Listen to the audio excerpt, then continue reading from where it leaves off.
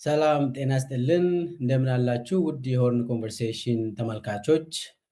ዛሬ አንድ ሁለት ነጥቦች ላይ ለመናገር ቀርብ ያለው እሱም እስከ ምርጫ ድረስ ብልጽግና የነደፋቸው የፖለቲካ ስልቶች ናቸው። አንዱ አሁን የደረሰኝ ነገር ነው። ያው ከትናንት ወዲያም ሰምቼ ትንሽ መረጃዎችን ሲሰበስብ ነበር። እሱም የአብይ አህመድ የነደፉት በጣም መሰሪ አንዳንድ ነገሮች አሉ። እሱን አነሳለሁ። እስከ መጨረሻ ድረስ ተከታተሉኝ እያልኩኝ ዩቱቡን ሰብስክራይብ ያላደረጋችሁ ሰብስክራይብ አድርጉ፣ ሼር ኮሜንት እያደረጋችሁ ሀሳባችሁን ግለጹ። ወደ ነጥቦቼ ግን ሳልሄድ አንድ የግድ መናገር ስላለብኝ ሰሞኑን በሽሮ ሜዳ አዲስ አበባ የተገደለው ወንድማችን ሀሳቤን መግለጽ እፈልጋለሁ። በጣም የሚያሳዝን ነው። እንግዲህ ኢትዮጵያ ውስጥ የሰው ልጅ እንደፈለጉ ነው የሚገሉትን። አብይ በጣም አዝኛለሁ። ወንድማችን ተገኝ ባልቻ በፖሊስ በጥይት ተደብድቦ ነው የተገደለው። ምንም ያጠፋው ነገር የለም። ምናልባት በአብይ ስርዓት የተጎዳ ሰው ነው። በኮሪደር ልማት ስም የተፈናቀለ ሰው ነው። ብዙ ካንገላቱት በኋላ ነው እንግዲህ አሁን በጥይት በፖሊስ ጣቢያ ጠርቶ ደብድቦ ነው የገደሉት። እና ዜጎች እንግዲህ እንደፈለጉ ነው የሚገሉት። ይሄ ምንድን ነው የሚያሳየው? እንግዲህ በቅርብ ጊዜ ነው እነ ቶፊቅ መዲድ አዲስ አበባ ከተማ ላይ የፖሊስ ኮማንደር ሆኖ ከአብይ ከቤተ መንግስት ጥበቃ ወይ ደግሞ የአብይ ፐርሰናል ሴኪዩሪቲ የነበረው ቶፊቅ መዲድ አዲስ አበባ ላይ የተመደበው። እሱ ላይ ፕሮግራም ሰርቼ ነበር። ወደ አዲስ አበባ አደባባይ ላይ ሰው ይረሸናል፣ ሰው ይጠፋል፣ ከዚህ በኋላ ይሰወራል ብዬ ተናግሬ ነበር። ቶፊቅ መዲድ ኦሮሚያ ላይ የለመዱትን ነገር ኦሮሚያ ላይ ሲፈልጉ እንዳሹ ስረሽኑ የነበሩ ሰዎች አዲስ አበባ ላይ ተመድቧል። ያንን ኤክስፒሪየንስ ወደ አዲስ አበባ አምጥተዋል። በአይናችሁ ነው እንግዲህ ያያችሁት። የሰው ልጅ ያለምንም ፍርድ ቤት ትዕዛዝ ኤክስትራ ጁዲሻል ኤክስኪዩሽን በአደባባይ ነው እንግዲህ ሰው ተረሽኖ መሬት ላይ እሱም ፖሊስ ጣቢያ ፊት ለፊት። እንደው አንዴ እኮ ማሰር ትችላለህ። 1000 ዓመት ፍርድ ሰተ ፍርድ ቤት አቁመ ከፈለክ በፖሊስ ጣቢያ 1000 ዓመት ተፈርዶብሃል ብለ እንዲቆይ ማድረግ ትችላለህ። ነገር ግን እንደዛ አይደለም። አሁን አብይ አዲስ አበባን ስለፈራ ይህንን ተናግሬያለሁ። አዲስ አበባን ፈርቷል። ይሄ ልጅ የተገደለው ዝም ተብሎ አይደለም። አብይ አዲስ አበባን ፈርቷል። ስለዚህ ተገኝ ባልቻ የተገደለው ዝም ተብሎ በዝም በቃ እንደው የሞተ አይደለም። ሆን ተብሎ ታስበው ሬሳው ሁሉ እንዳይነሳ ህዝብ እንዲያይ ተደርጎ አይተናል። የአዲስ አበባ ነዋሪዎች እንደው እንዲረበሹ እንዲፈሩ ይሄው መጥቶላቸዋል። እኔንም ማድረግፉኝ ከሆነ ይሄው ባልቻን ተገኝ ባልቻን አይታችሁ ለኔ ስገዱ ነው። ይሄ ሁሉ ሽሮ ሜዳ አካባቢ የታወቀ ነው። በጣም ምስኪን ህዝብ ነው የሚኖረው። በነገራችን ላይ እኔ ሽሮ ሜዳ ብዙ አመት ነው የኖርኩት። ፒኤችዲ ስማር 4 ዓመት ሙሉ ሽሮ ሜዳ ነው የኖርኩት። በጣም ምስኪን ህዝብ ነው እዛ አካባቢ የሚኖረው። የአንተን ፖለቲካ እንደው ዞር ብሎ አዩ። የፈለግ 4 ኪሎ ማንገባ ዜጎች ናቸው እዛ የሚኖሩት። ሽሮ ሜዳ የሚኖሩት ዜጎች በቃ ዜጋ ዝም ብሎ በቃ የራሱን ኑሮ የሚኖር ደሃ ሆኖ እግዚአብሔር ነው እንደዚህ ያደረገኝ ብሎ እንደውም መንግስትን አይኮንንም። እዛ የምኖረው ህዝብ እኔ ያውቃለሁ። በእግሬ ነው እዛ ሲመላለስ የነበረው ከ6 ኪሎ ሽሮ ሜዳ በእግሬ ነው ሲመላለስ የነበረው 4 ዓመት ሙሉ። ቦታውን አውቃለሁ። በጣም ነው የምወደው አካባቢው። ምስኪን ህዝብ ስለሆነ በኑሮም ስለምንመሳሰል በጣም ነው የምወዳቸው። እዛ አካባቢ ያለው ህዝብ በጣም ምስኪን ህዝብ ነው። በላቡ የሚኖር ህዝብ ነው እዛ የምኖረው። በአቋራጭ ሳይሆን የሌቦች መንደር አይደለም። ያ መንደር የብልጽግና መንደር አይሆንም። ያው የተፈናቀሉት ውስጥ ነው። እንዳጋጣሚ ልጁ እንግዲህ ተረሽኗል። እግዚአብሔር ነፍሱን ይማረው። ለቤተሰቦቹ መጽናናትን እመኛለሁ። ያሳዝናል። እነ ቶፊቅ መዲድ ስራቸውን በአደባባይ ጀምሯል። ይህንን ተናግሬያለሁ። ቶፊቅ መዲድ አዲስ አበባ ላይ ሲመደብ አስራት ደኔሮን አውቆ ከላይ አድርጎ እሱ ምክትል ሆኖ ሲመደብ ይሄ ሁላችሁ ለአዲስ አበባ መተንልሃል፣ አደባባይ ላይ እንረሽናችኋለን የሚል መልእክት ነበረው። ያንን በአደባባይ ጀመሩት። ኦሬዲ ደግሞ አዲስ አበባ ስለፈሩ የት ነው የምንጀምረው ብሎ ነው ይህንን ያደረጉት። ምስኪኖቹ ላይ ነው የሚጀምሩት። ያው አዲስ አበባ ህዝብ አሁን ሁሉም ምስኪን ሆኗል። በነገራችን ላይ ምንም ሀብታም የሚባልም የብልጽግና አመራር ካልሆነ በስተቀር የ120 አመራር የብልጽግና ደሴት ነዋሪዎቹ ካልሆኑ በስተቀር ሱቅ ኖረ ሆቴል ኖረ ዳ ነው በቃ እንዳለ ህዝብ። አብይ አድህይ አዲስ አበባ ድሮ እኮ ምናልባት ቤት አከራይቶ ምኖር ሰው እኮ ደህና ኑሮ ነው የምኖረው አዲስ አበባ ውስጥ። ዛሬ ቤት አከራዮች ናቸው ዳ ምበላና አጣን እኮ ምን በላ እያሉ ነው። እና የሚያሳዝን ነው። አጠቃላይ አዲስ አበባን ስለፈሩ ሽሮ ሜዳ አካባቢ የጀመሩት ነገር ይቀጥላል። የአዲስ አበባ ህዝብ እንግዲህ ጣፋንታው መታገል ነው እንጂ ምንም አማራጭ የለውም። ለዛም ህዝቡ ገንፍሎ ወጥቶ ተቃውሞውን አሰምቷል። ትክክል ነው። ያው ፍትህ አገኙ የታወቀ ነው። አብይ አህመድ 4 ኪሎ እስካለ ድረስ አብይ አህመድ የኢትዮጵያ መሪ ሆኖ እስከቀጠለ ድረስ ማንም ሰው ፍትህ አያገኝም። ኢትዮጵያ ውስጥ ምንም ፍትህ አያገኝም። እንግዲህ ይሄ ነው እቺን ለመናገር ነው። ወንድማችን ነፍሱን ይማረው እያልኩኝ ወደ ያስኩት ነጥቦች ልለፍ። እንግዲህ አንዱ የሰማሁት የአብይ የፖለቲካ ስልቶች ተብሎ ሰሞኑን የተነደፉ ስልቶች አሉ። ይህ ስልቶች የተነደፉት በትግራይ ክልል ህወሓት ወደ ስልጣን መምጣቱ ተከትሎ ነው። እንደምናውቀው በትግራይ ክልል አብይ ታደሰ ወረደን 1 ዓመት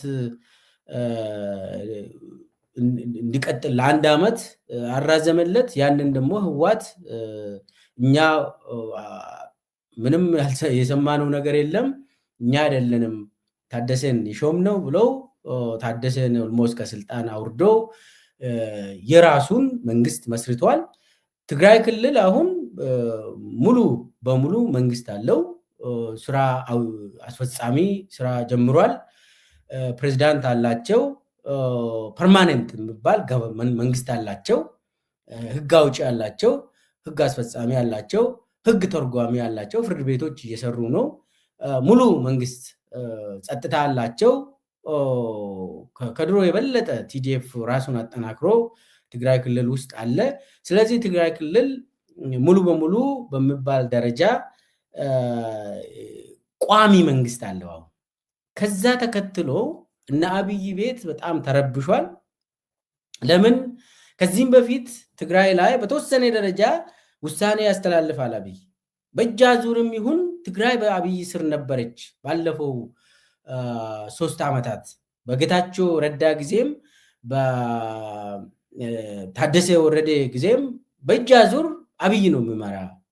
ያው ህወሓትም ያለው አማራጭ ይሄ ስለሆነ ተቀብሎ ቆይቷል። ከዛ በኋላ ግን አብይ አህመድ ራሱ ፕሪቶሪያ ስምምነትን በመጣስ ብሎኬድ ውስጥ አስገባ። ብሎኬድ ደግሞ ጦርነት ማለት ነው በሌላ ቋንቋ። ጦርነት ሚኒንግ በኢንተርናሽናል ሪሌሽን ማቁ ሰዎች አይ ብሎኬድ ጦርነት አይደለም ይሄ እኮ ከዚህም በፊትም ነበርና ምናምን ምሉ ሰዎች አሉ። ይሄ ብሎኬድ ማለት ጦርነት ነው። ያው ኦልሬዲ አብይ ነው ፕሪቶሪያ ስምምነትን የጣሰው። ህወሓት ራሱን መንግስት አቋቁሟል። ከዛ አብይ ምንድነው ያደረገው? በጣም ፈሩ። ምንድነው እየሆነ ያለ ብለው ተሰብስቦ ተወሰኑ ሰዎችን የሱ ቅርብ የሆኑ ሰዎችን ሰብስቦ ተወያይቷል። ከተወያዩ በኋላ አቅጣጫ ያስቀመጡት ጉዳዮች አሉ እና ከአቅጣጫ ያስቀመጡት ጉዳዮች በዚህ ሰዓት ጦርነት ትግራይ ላይ ማወጅ እንችላለን ወይ ብሎ የገመገሙት አንችልም የሚል ነው። በዚህ ሰዓት ትግራይን መውረር ያው የአብይ ስራ ትልቁ የአብይ ስራ በኢትዮጵያ ውስጥ ጦርነትን ማካሄድ ነው። ያው ምናውቀው ባለፉት 7 ዓመታት አሁን 8ኛ ዓመቱ ነው ኢትዮጵያ ውስጥ ጦርነት ነው። በቃ የጦርነት ዘመን ነው። ኢትዮጵያ የጦርነት ሀገር ነች። ኦሬዲ አብይ በጦርነት ነው የሚኖረው። በየጊዜው ጦርነትን ማኑፋክቸር እያደረገ እያመረተ ጦርነትን ያመርታል በየቦታው እና በጦርነት የሚኖር መንግስት ነው የአብይ መንግስት። አሁን በዚህ ሰዓት ትግራይ ላይ ጦርነት ማወጅ እንችላለን ወይ ብሎ ገምግሟል። ትግራይ ላይ አንችልም የሚል ግምገማ ስላላቸው ምንድነው የምናደርገው ብለው አይቷል። እዚህ ላይ ህወሓት ዳግም ትግራይ ላይ መነሳቱ ትልቅ አንድምታ አለው። አብይ በጣም መዳከሙን በግልጽ ነው ያሳዩት። በግልጽ አብይ ምንም በቃ አሁን ደካማ እንደሆነ ግልጽ ባለ እንትን አሳዩት። ይሄ ለአብይ መርዶ ነው። አብይ ይህንን መስማት አይፈልግም። ይሄ የህዝብ ጭንቅላት ውስጥ እንዲገባ አይፈልግም። አብይ አለን ብሎ ስልጣን አለን ብሎ እንደዛ አይነት ነው የሚፈልገው አብይ። ትግራይ ግን ያስተላለፉት መልእክት አብይ የሚባል ስርዓት ኦልሬዲ የለም ባዶ ነው ብሎ አሳዩ እና አንድ አባባል አለ። አንድ ሰውዬ በጣም ጉልበት የለውም፣ በጣም ሚጢጢ ሰው ነው፣ ብቻ ግን ብዙ ሰዎችን ያስፈራራ ነበር እና አንድ ጊዜ ከአንድ ሰው ጋር ይጣላሉና በቃ ያዙኝ ምናምን ልቀቁኝ ይላል። በቃ ገለዋለሁ እጄ ምናምን ብሎ ይዝቷል። ሰዎቹ ኧረ ተው አትግደለው ምናምን ብሎ ይይዛሉ ይህንን ደካማ ሰውየው። ከዛ ሌላ ጊዜም እንደዚሁ ሌላ ሰው እንትን ብሎ እገለዋለሁ ምናምን ብሎ ዘራፍ ያዙኝ ልቀቁኝ ምናምን ይላል። ከዛ ኧረ ተው በቃ አንተ በቃ ትገለዋለህ ምናምን ብሎ ይይዛሉ። እንደዚህ ያለ ይሄ ደካማ ሰው አስቸገረ። የሆነ ጊዜ ህዝቡም ሰለቸ መሰለኝ። ከዛ ያዙኝ ልቀቁኝ እኔ ገለዋለሁ ምናምን ስል ሰው ዝም ብሎ አየ። እንዴ ያዙኝ እንጂ እኔ እንድሞት ነው እንደምትፈልጉት ምናምን ብሎ ሰውዬው ራሱ ድሮ የሚያሰው አሁን ያዙኝ እንጂ እኔ ሂጄ እንድሞት ነው እንደምትፈልጉት ምናምን እና ህዝቡ አንዴ ከነቃ ይሄን እስቲ በቃ ተውት ምናምን ይላል። ከዛ ራሱ እንትን ብሎ ተነቃብኝ ብለው እንደዛ ነው የሆነ አብይ አሁን ምንም ጉልበት የለውም። ሰውም ተው አንተ አብይ እባክህ ተው ምናምን ያለው ሰውም የለም። አይታችኋል ከሆነ በአክቲቪስት በኩልም በተለያየ አካባቢ አብይ ተው በቃ ትግራይ አትሄድ ምናምን የለም እኮ በቃ ዝም ነው የተባለ እና ምንድነው አብይም አቅሙን አውቋል። ለምን ባላንስ ኦፍ ፓወር ስለተቀየረ ነው የሁሉ የመጣ። ባላንስ ኦፍ ፓወር አጌንስት አብይ ነው የተቀየረው። ኢን ፌቨር ኦፍ ኦፖዚሽን ግሩፕ ነው የተቀየረው ባላንስ ኦፍ ፓወር ሌላው ፈርጣማ ሆኖ በየጊዜው ስለመጣ አብይ ግን ወደ ታች ቁልቁል እየሄደ ነው የመጣ ጉልበቱ ወታደሩ አቅሙ ኢኮኖሚው ሙሉ ሙሉ ወደ ታች ወደ ቁልቁል ነው ያደገ እና አሁን አብይ ወደ ስልጣን የሚሄድበት አቅም ወደ ጦርነት የሚሄድበት አቅም የለውም አሁን በዚህ ሰዓት ጊዜ ወስዶ በኋላ ይወስናል ትክክል ጊዜ ይገዛል የጊዜ ጉዳይ ነው እንጂ አሁንም ትግራይ ላይ ጦርነት ያውጃል እኔ ግን እንደማስበው ያሁኑ ጦርነት ትግራይ ውስጥ የሚያልቅ አይመስለኝም ያሁኑ ጦርነት ትግራይ ውስጥም ላይካሄድ ይችላል ያው እኔ ሚሊተሪ ስትራቴጂስት አይደለሁም ሚሊተሪ ስትራቴጂስቶች የራሳቸው ሜዳ ውስጥ አይጋብዙም ሌላ ሜዳ ውስጥ የጠላት ብሎ የሚፈርጁት ሜዳ ውስጥ ነው ጦርነቱን የሚያካሂዱት ወይ ደግሞ ሌላ ኒውትራል የሆነ ቦታ ይጨርሳሉ እና በአጠቃላይ ግን ለአብይ ይሄ ያሁኑ እንትኑ ይሄ የኃይል ሚዛኑ ፕሮ አብይ አይደለም አብይ እዛ ውስጥ አይደለም የኃይል ሚዛኑ የተቃዋሚዎች ነው ኃይል ሚዛኑ የፋኖ የቲዲኤፍ የኦኤልኤ እና የተለያዩ ኃይሎች አብይን የሚቃወሙ አብይን ለማሸነፍ እየተዋጉ ያሉ ኃይሎች ናቸው ትልቁን ባላንስ ኦፍ ፓወር ያላቸው የአብይ በጣም መንምኗል ኦሬዲ አንዱ እንግዲህ እሱ ነው የአብይ ሌላ ስልት የፖለቲካ ስልት እንዲነደፍ ያደረጉት በዚህ ሁኔታ ወደ ጦርነት መሄድ ስለማይችል አብይ ሌላ አማራጭ እንፈልጋለን ሌላ አማራጭ ምንድነው ነው የውስጥ ኃይል በተለይ የቲዲኤፍ ፋኖና ኦኤልኤ የነሱ ኃይል እንዳለ ሆኖ ከውጭም ጫና አለ ለምሳሌ አብይ ሱዳን ጋር ፍጥጫ ውስጥ ነው ያለ ሱዳን መንግስት የራሱን ጦር ወደ ኢትዮጵያ ድንበር አስጠግቷል ሲፈልግ ቤንሻንጉል ጉሙዝም ውስጥ የጃንጃዊድ ሚሊሻ አርኤስኤፍ ማሰልጠኛዎችን መጥቷል አብይ ግን ምንም አላለም ለምን የራሱ ድክመት ስለሆነ ወደ ሀገሩ የጃንጃዊድ ሚሊሻ እንዴት ታመጣለ እንዴት ማሰልጠኛዎችን ለውጭ ሀገር ቤንሻንጉል ጉሙዝ ውስጥ ትከፍታለ የአብይ ስራ ነው እንግዲህ ስለዚህ አሁን የሱዳን ጦር ሰራዊት በቤንሻንጉል ጉሙዝ ውስጥ የሚገኘውን የጃንጃዊድ ሚሊሻ ማሰልጠኛዎችን በቀጥታ በድሮን መደብደቡ አብይ መልስም አይሰጥም ይሄንን ከተናገረ ራሱ ላይ ማስረጃ ማምጣት ስለሆነ አይናገርም ስለዚህ ያ ፍጥጫ አለ የዩኤኢ ድክመትም አለ ተዳክማለች ዩኤኢ በነገራችን ላይ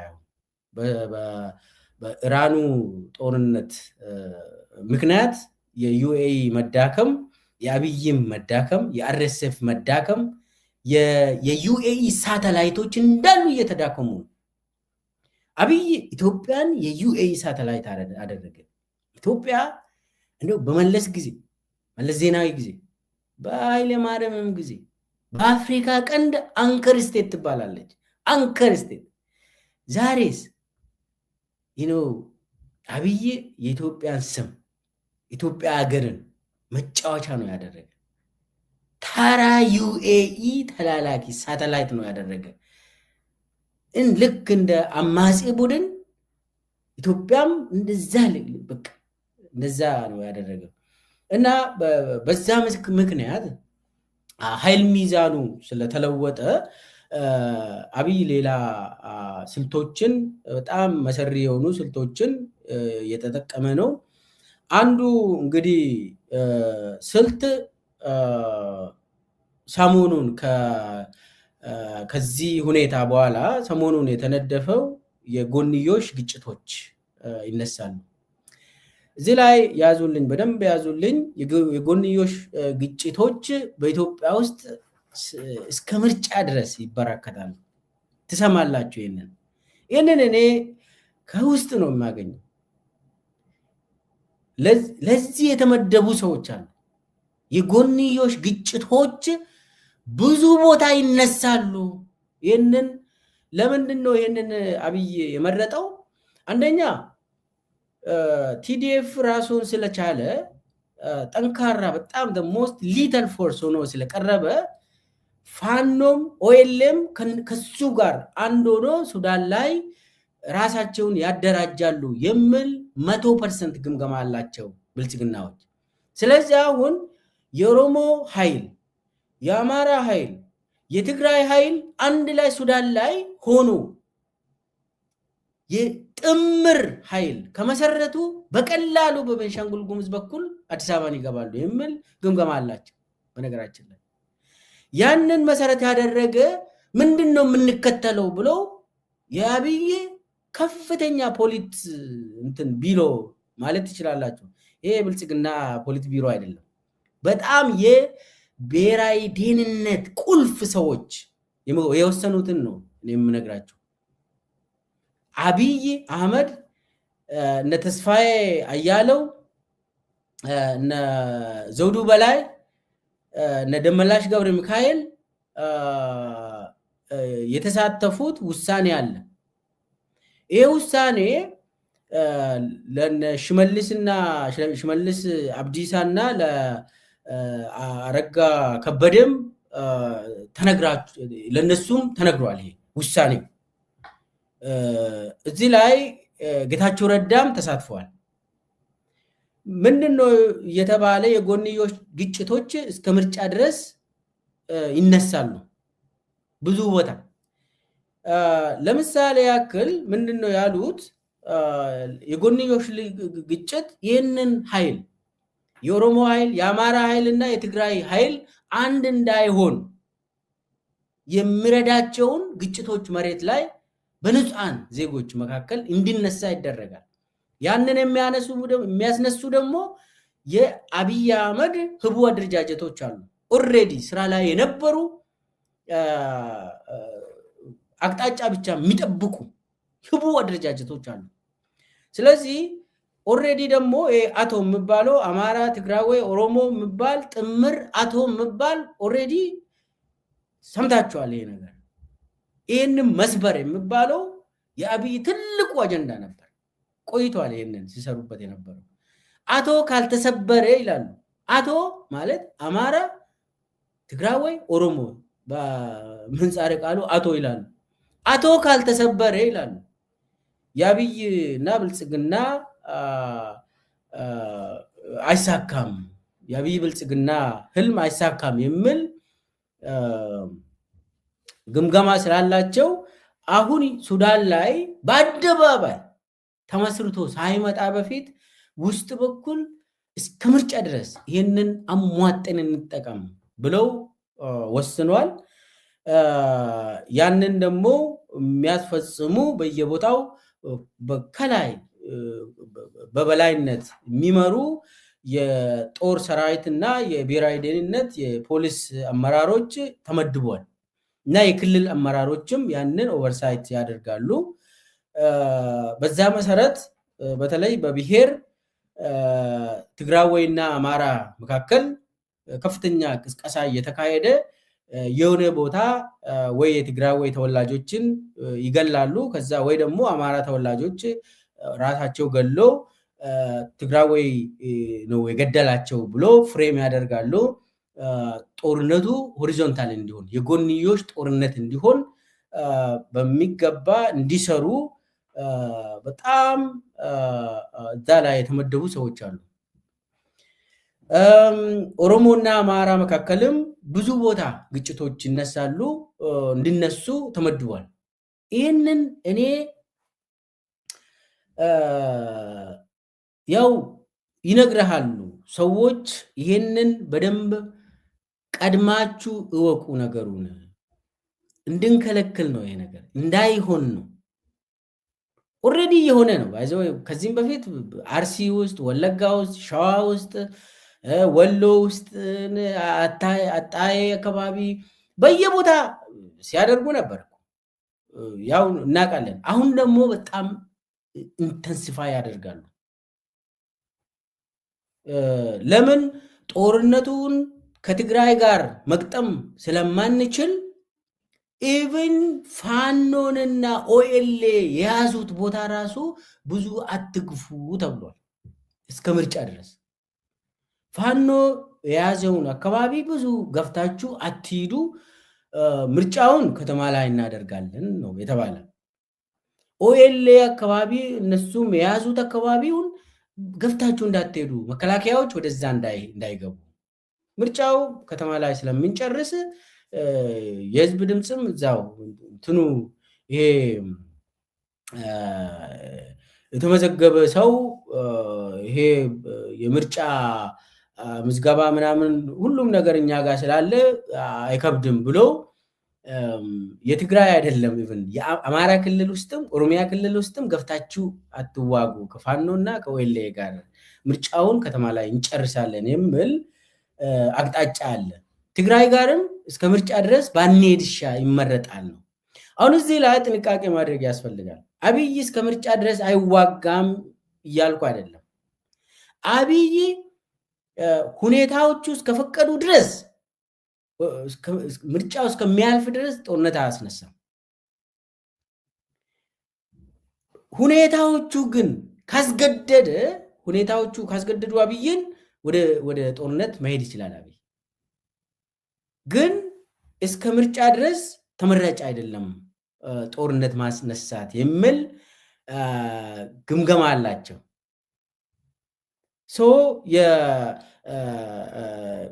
በትግራይም በኦሮሚያም በአማራ ክልልም ምንድነው ስለዚህ የምናደርገው የተባለው ጦርነቱ የጎንዮሽ እንዲሆን ብናደርግ ይመረጣል። ዋናው ነገር ጎንዮሽ ጦርነት ካስጀመርነው ለሚቀጥለው ጦርነታችን ይበጀናል፣ ጥሩ ነው፣ ነገሮችን ያቀላል ብሎ ነው ይህንን የነደፉት። የጎንዮሽ ጦርነት ብሔርን መሰረት ያደረገ የጎንዮሽ ጦርነትን ያካሂዳሉ አብይ። ሃይማኖትን መሰረት ያደረገ በየቦታ እንዲቀሰቀሱ ያደርጋሉ። ይሄ ውሳኔ ውስጥ ነው ያለ። የአብይ መሰሪ ውሳኔ ውስጥ ነው ያለ። ይሄ የፖለቲካ ስልት ተብሎ ነው የተነደፈው። አስቡት፣ ንጹሃን ዜጎችን መግደል ለአብይ ምንም አይደለም። ተናግሬያለሁ። ይሄ አብይ የኢትዮጵያ ሕዝብ በዛ ብሎ የሚያምን ነው።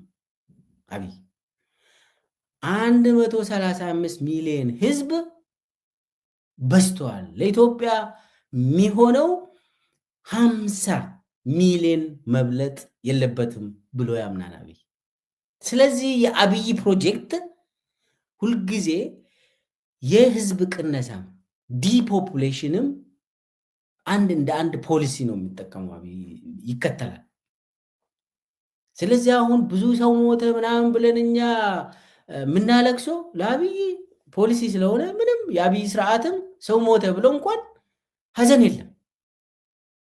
የአብይ አመራሮች ምንም አያዝኑም እኮ። አንድ ሰው ሞተ፣ ሁለት ሰው ሞተ፣ ኧረ የለም እንደዛ የሚባል ነገር።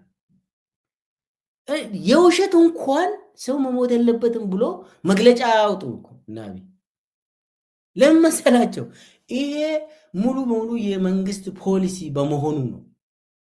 ድሮ እኮ በኢህአዴግ ጊዜ ሰው ሲሞት የውሸትም ቢሆን መግለጫ ይወጣል። ያው ከገደሉ በኋላ እንኳን መግለጫ ያወጣሉ። አሁን እኮ የፈለገ ሰው ለምን አያልቅም? መግለጫ የለም። ይሄን ያክል ሰው ሞቷል ተብሎ ምንም የለም። እና በፖሊሲ ደረጃ ስለሚከተሉ ነው ይሄንን። አሁን የት ነው ይሄንን የሚከተሉት? ተለይቷል። በትግራይ ክልል ውስጥም እነ ጌታቸው ረዳ የሚመሩት ነገር አለ። እዛም ህዝብ ለህዝብ እንዲሆን እየተሰራበት ነው ጉዳዩ። ህዝብ ቨርሰስ አብይ አህመድ ሳይሆን እዛው ጎንዮሽ እንዲሆን ትግራይ ውስጥ ራሱ ጎንዮሽ እንዲሆን እና ጌታቸው ረዳ ስራ እየሰሩ ነው። ከዛ ደግሞ አማራና ትግራይ የሚያዋስኑ አካባቢዎች በምዕራብም በደቡብም ደቡብ ትግራይም ብዙ ስራ እየተሰራ ነው። እዛ መሰሪ ስራዎች እየተሰሩ ነው። የኛ ህዝብ ይህንን ጥንቃቄ እንዲያደርግ ነው ይህንን የምንናገረው። እስከዛሬ ድረስ ተበልታል። እስከዛሬ ድረስ የአብይ ቁማር ውስጥ ገብተ እንደው የሱ ሰለባ ሆናል። ከዚህ በኋላ ግን ቤት የለህም፣ መሬት የለህም፣ ምንም የለህም። አብይ አህመድ ቤተ መንግስት ውስጥ እስካለ ድረስ ወልቃይት የኔ ነው ምናምን የምትለው ምኑ ነው? ቤት አለ እንደ ባህር ዳር ያንተ ነው፣ ጎንደር ያንተ ነው፣ አሁን በቀጥታ መቀሌ ያንተ ነው። ይኸውልህ ዛሬ አሁን ህዋት ትግራይን ላይ መንግስት መሰረት አይደለም። አብይ አህመድ ቤተ መንግስት እስካለ ድረስ ትግራይ ሰላም አታገኝም። የለም እንደዛ የሚባል የጊዜ ጉዳይ ነው። ጊዜን ይጠብቅና ይመታሃል። አብይ ሰላም የማይፈልግ ፍጡር ነው። የጦርነት ሰው ነው። በጦርነት የመጣ በጦርነት የሚኖር ሰው ነው ማለት። በጦር ገፍቶ አሸንፎ አልመጣም። እሱን እናውቃለን። ህዝብ በአመፅ ሰው መስሎ ነው እንግዲህ ሰላማዊ ሰው መስሎ ለ2 ዓመት ነው እዛ ላይ እንዲኖር የተፈቀደለት። ከ2 ዓመት በኋላ ስልጣኑን ይለቃል ብለን ስንጠብቅ ነው እኛ ራሳችን የተበላ ነው በክህደት። እና እንዲህ አይነት ሰው ቤተ መንግስት እስካለ ድረስ ምንም መሬት የለም፣ ቤትም የለም፣ የቀብር ቦታ እንኳን የለም። አብይ 4 ኪሎ እስካለ ድረስ ከዛ በኦሮሞና አማራ መካከልም ብዙ ቦታ ተመርጧል። ብዙ ቦታ ወሎ አካባቢ በየጊዜው የሚከሰት ታገኛላችሁ።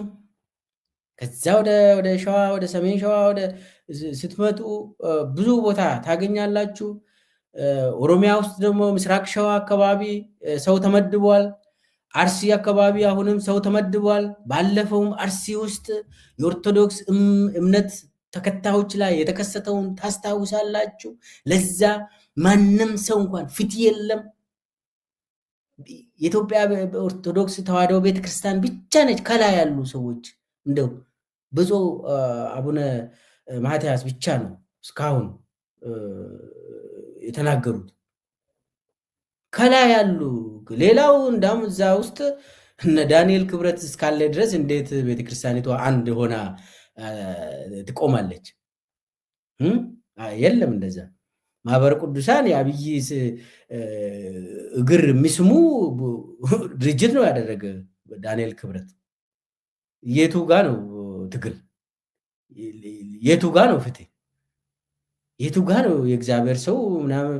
እንደው ነጠላ ለብሶ ዳንኤል ክብረት ቤተክርስቲያን ሲሄድ አቤት አቤት! የኃጢአት ሰው ትልቁ ዲያብሎስ ነጠላ ለብሶ ቤተክርስቲያን ሂዶ ሲሳለም በአይናችን ነው የምናየው።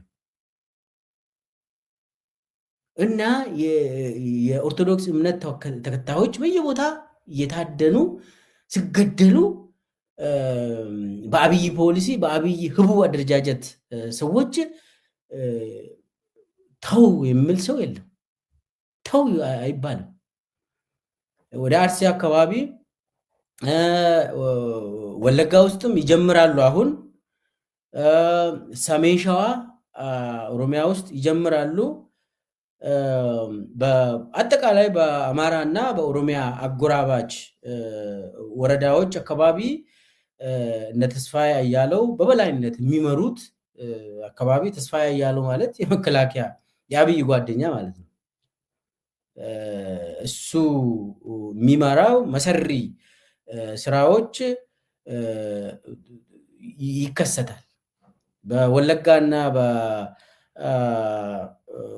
በምዕራብ ሸዋ አካባቢ የማዕከላዊ እዝ ሰውየው ዘውዱ በላይ የሚባለው ሰው ይመራል እና በየቦታው ሰው ተመድቧል። ክልል ለክልል የሚከሰቱ ግጭቶች አሉ እስከ ምርጫ ድረስ።